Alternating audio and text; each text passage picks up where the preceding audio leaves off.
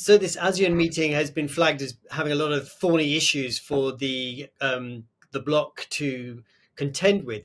What are some of the issues that are that are driving ASEAN members apart?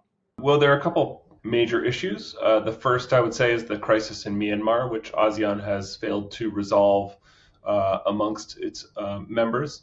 And some of that comes down to the rotating position of special envoy, and each year, sort of a new approach to the issue. So this year, being Indonesia's chairmanship, Jakarta has tried to hold closed door meetings with representatives from various sides to resolve the crisis, but has failed to do so far.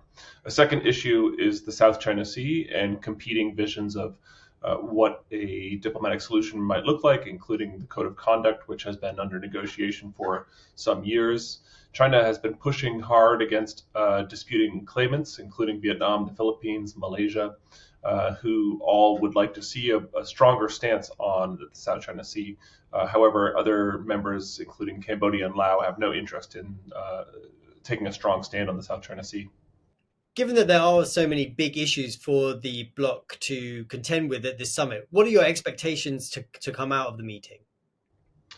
Well, I wouldn't expect any major accomplishments. Indonesia has been pushing for the resolution or conclusion of the code of conduct in the South China Sea. So it's likely we'll see some headway there, but I wouldn't expect any headway with the Myanmar crisis. And given the empty seat left for Myanmar, which I'm seeing news of this morning, I wouldn't expect a unified position over the Myanmar crisis or any headway. Well, I think ASEAN is looking to shore up its competitive advantages in ASEAN's own economic interconnectedness and economic integration over supply chain resilience and things like electric vehicle manufacturing and critical resources, including minerals that go into the batteries that equip these electric vehicles. So ASEAN might be looking to pool knowledge and share best practices in this regard to strengthen its position and leverage with external powers. We know that US President Joe Biden is skipping this year's summit. What do you think that means? Is this a sign of US putting less emphasis on the bloc? I don't think the US is putting any less emphasis on the region itself, but I think there are reasons that Washington sees showing up to ASEAN as not its top priority.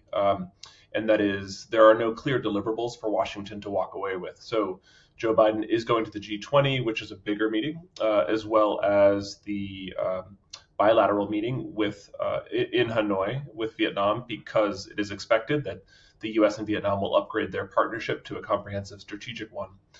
So that's a clear deliverable that Biden can take away. And I think that is reflective of the Biden administration's approach to Southeast Asia in trying to shore up bilateral relationships and partnerships with its friends in the region, and perhaps downplaying the multilateral approach.